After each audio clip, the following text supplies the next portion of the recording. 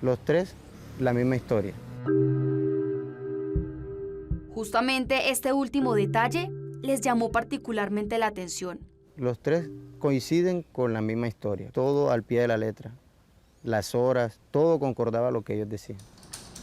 Nosotros como investigadores teníamos dos caminos por tomar. El primero, creer en la verdad que ellos dieron en su versión, que era creíble, sí, era muy creíble. O dudar de que esto fuera tan perfecto o fuera tan planeado. Así que decidieron tomar contacto con los vecinos, quienes colaboraron con las autoridades. Intendente Gustavo Durango, investigador de la SIJIN en Montería. Labores de vecindario que nos indican de que para ese día 8 de julio, en horas de la madrugada, sí escucharon bulla o escucharon ruidos dentro de la vivienda. Y ya venían otros antecedentes de unas discusiones que subían mucho de tono. Llorando ahí en la terraza de mi abuela, él me expresa que Jorge Camilo, discutiendo con él, se le paró con una cadena de la perra y le iba a pegar a mi papá con la cadena de la perra. Era bastante tensa el ambiente en la casa. Cuando habían discusiones y ella lo trataba muy feo, de hecho él solo callaba. Y en una ocasión le dije, papi, ¿por qué tú dejas que hagan eso contigo? Me dije, hija, yo no puedo decir nada porque tú no ves que me caen todos. Con estos contundentes testimonios, las autoridades solicitan rápidamente interceptar las líneas telefónicas de los señalados: Angélica María, su hijo Jorge Camilo y su nuera Carol Flores. Y por supuesto, mientras tanto avanzaban en la recolección de videos de cámaras de seguridad. De acuerdo a la recolección de imágenes que se realizó en más de 80 cámaras en el entorno, nunca se vio ni salir ni nunca se vio llegar. Eran pocas las pistas con las que contaban. Además, las interceptaciones tampoco les arrojaría información importante. Sabían que era un proceso demorado, así que mientras tanto también solicitaron la búsqueda selectiva de sus líneas telefónicas, incluida la de Hugo, otro proceso en el cual deben esperar. Y mientras buscaban más testigos en el lugar de los hechos, las interceptaciones surtieron efecto. La señora Angélica María se comunica con una persona de sexo femenino a quien le indica de que se encontraba en la fiscalía, y esta segunda persona le manifiesta de que debía de decir lo mismo, debía mantener la misma información que suministró al inicio. Eran indicios que generaban aún más dudas. Esta interceptación los alerta, y aunque es muy diciente para ellos, no hay nada contundente. Llegó un momento en el que, iniciando toda la investigación en la fiscalía, todo se estancó. Yo decía, pero si están las pruebas, ¿por qué no avanzan? Yo iba en carros y los veía pero a lo lejos. Y sí, me sentía muy impotente. Y cuando menos lo imaginaron, después de varios meses, encontraron a las dos personas que al parecer habían estado esa noche en la casa de Hugo. Y estas personas manifiestan de que efectivamente para el día 8 de julio ellos estuvieron en la residencia del señor Hugo, donde se iban a encontrar con Jorge Camilo. Manifiestan de que el señor Hugo se encontraba dentro de una hamaca, que estaba viendo un programa cultural. Posterior a eso, dice que salen de la vivienda junto con Jorge Camilo y Carol. Según el testimonio, luego de algunas horas de departir juntos en la zona norte de Montería, Jorge Camilo recibe una llamada de su padre. Dice esta testigo de que Jorge Camilo, posterior a eso, le manifiesta de que no, que ya el papá empezó a molestar, de que tenía que llevarle la motocicleta, que porque tenía que trabajar al día siguiente. Así que sobre la medianoche deciden regresar a la casa, según el testigo, en compañía de Hugo y su novia Carol. Ella dice que ingresa, observa que dentro de la habitación se encontraba el señor Hugo acostado al lado de la señora María Angélica. Dice que sale, Jorge Camilo queda ingresando la motocicleta hasta la vivienda, ellos se despiden y salen del inmueble. Con esta prueba, las autoridades confirmaban que Hugo sí estuvo en su casa, aun cuando Angélica, Jorge Camilo y Carol habían dicho todo lo contrario. Sin embargo, aún faltaba la prueba reina, el análisis link de las respuestas obtenidas de la búsqueda en base de datos de las empresas de telefonía móvil. Hallamos la ubicación del abonado telefónico del señor Hugo. Según la versión de Angélica, Jorge y Carol, él salió, estuvo perdido todo el día y llegó, fue a las 2 de la mañana del día 9. El análisis link nos arroja de que El señor Hugo todo el tiempo estuvo en la casa. ¿No pudo ser que él dejara el celular y que él se fuera? No, porque según ellos lo estuvieron llamando y él cargaba su celular. Versión que también fue desvirtuada por los investigadores en la misma búsqueda selectiva, donde se evidencia de que a la línea telefónica del señor Hugo no ingresa ninguna llamada por parte de estas personas. Por el contrario, se observa el registro de la llamada que realizara el señor Hugo a su hijo Jorge Camilo, así como lo manifestó la testigo en la declaración. Ya no solo tenían indicios, ahora debían descubrir qué pasó realmente esa noche en la casa de Hugo.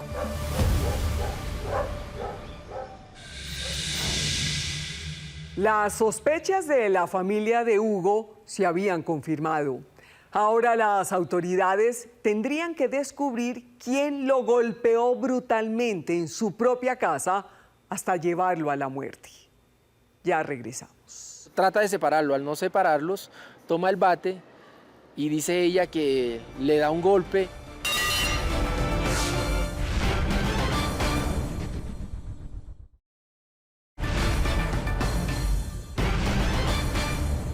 Con el paso de los meses, el caso de Hugo Alberto González Cordero tomó un giro inesperado. Las sospechas de sus familiares y la investigación de las autoridades habían logrado, al parecer, dejar al descubierto a su esposa y a otros familiares. Las declaraciones, las pruebas técnicas y los testimonios empezaron a construir un escenario diferente a un simple hurto. Todo apuntaba a una posible traición desde adentro. Un enemigo que nadie imaginaba. Ahora tendrían que descubrir quién y por qué había acabado con la vida el dragoneante Hugo Alberto González Cordero. Así termina esta historia de Wendy Heredia. ¿Enemigo inesperado?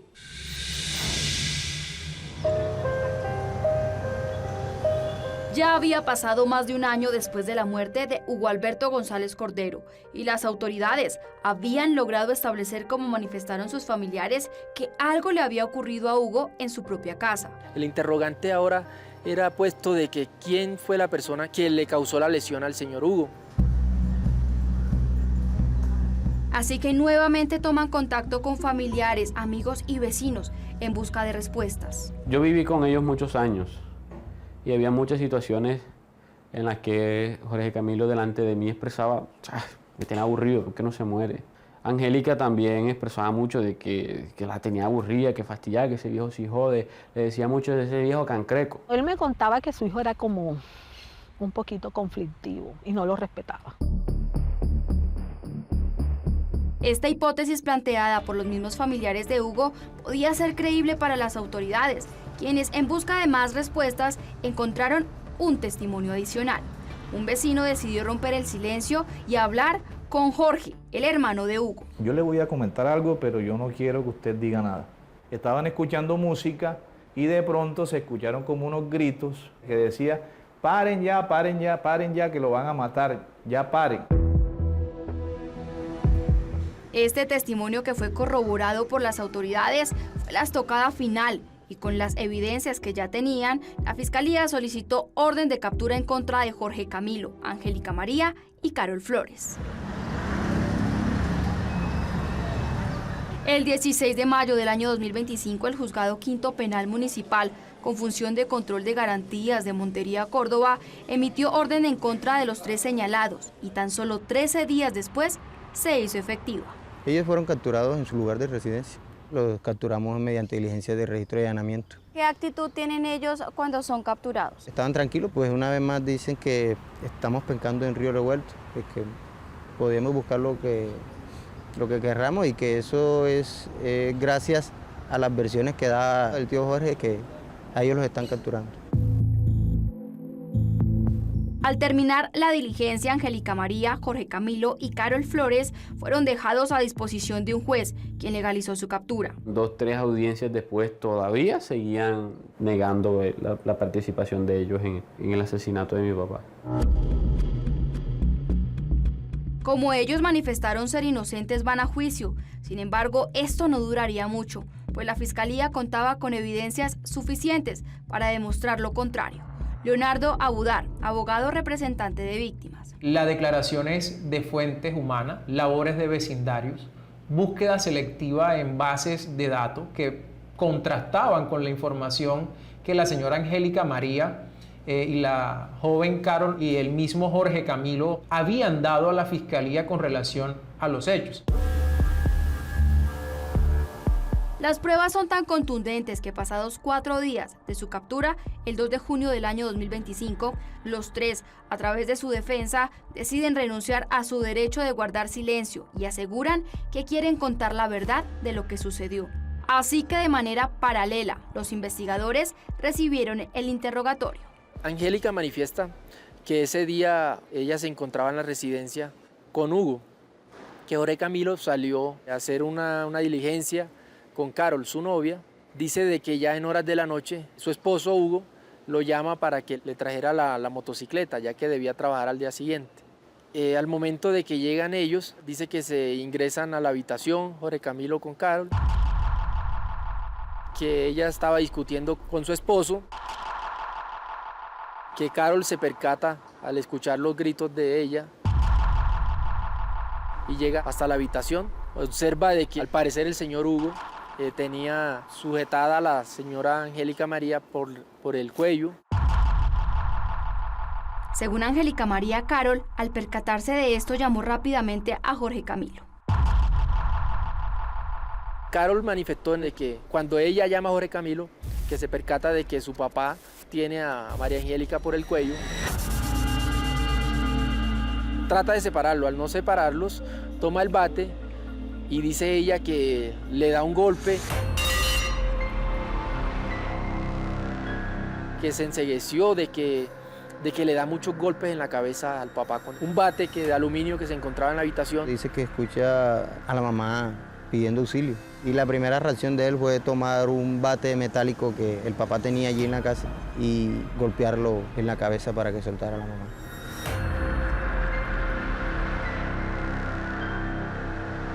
Según ellos, esto había sido un acto en legítima defensa.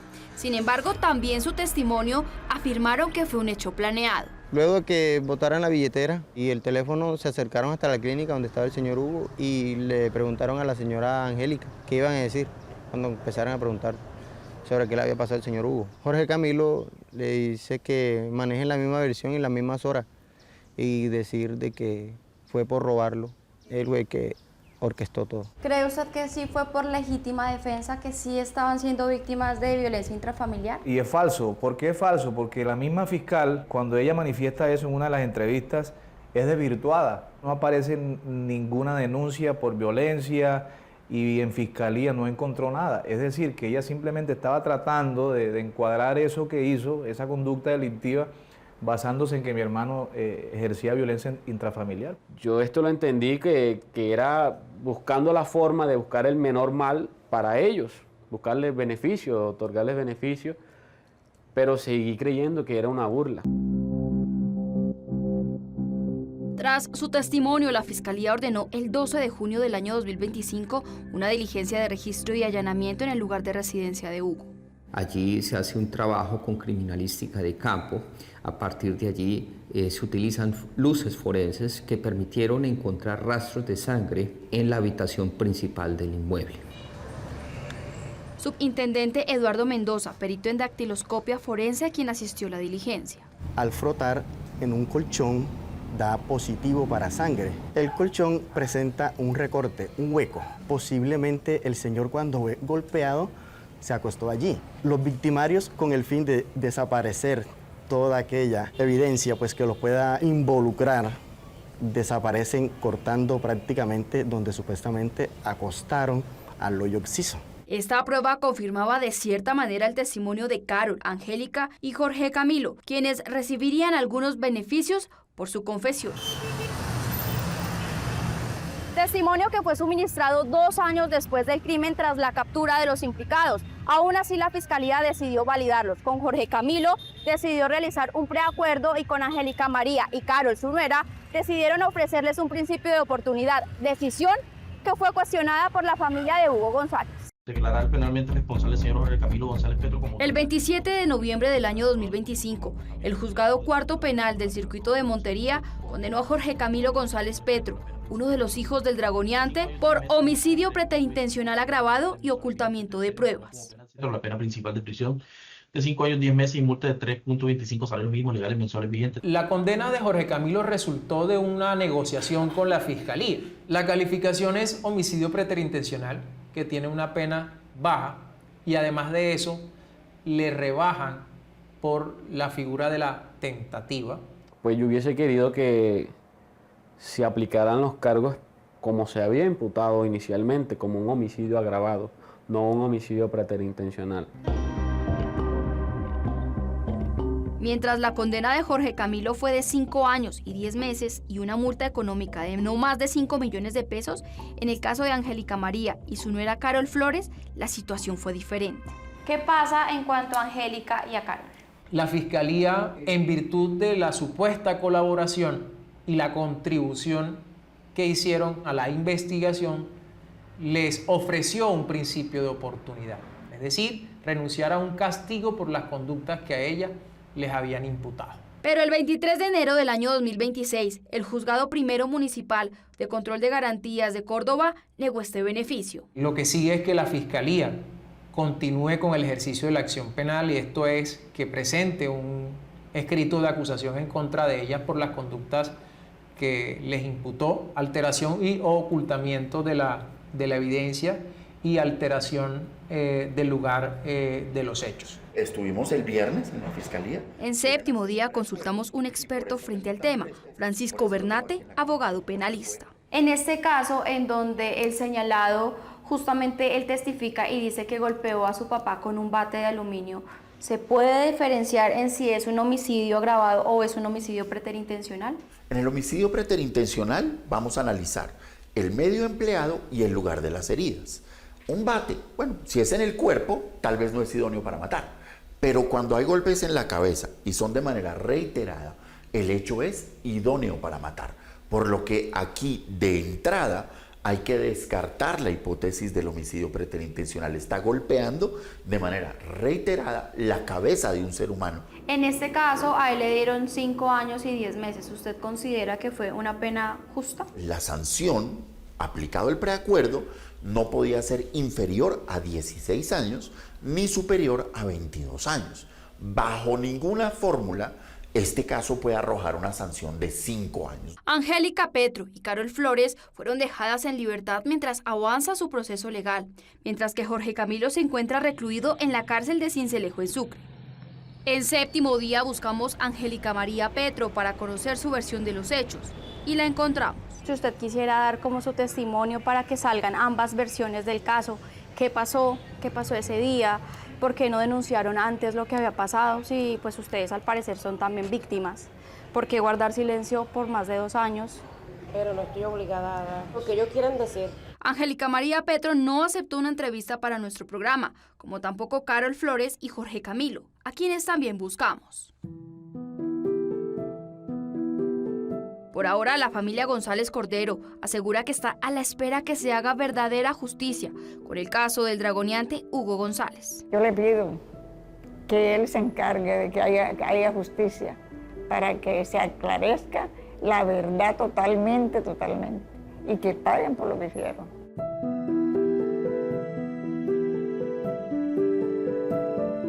Eso se estaba fraguando, ya eso venía, mi hermano para ellos ya era como una especie de estorbo.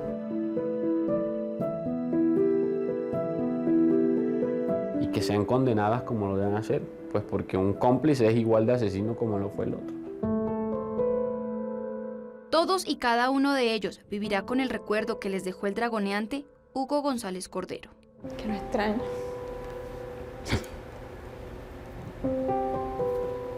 Que me hacen falta sus videollamadas. Que me diga, te quiero mucho, hija.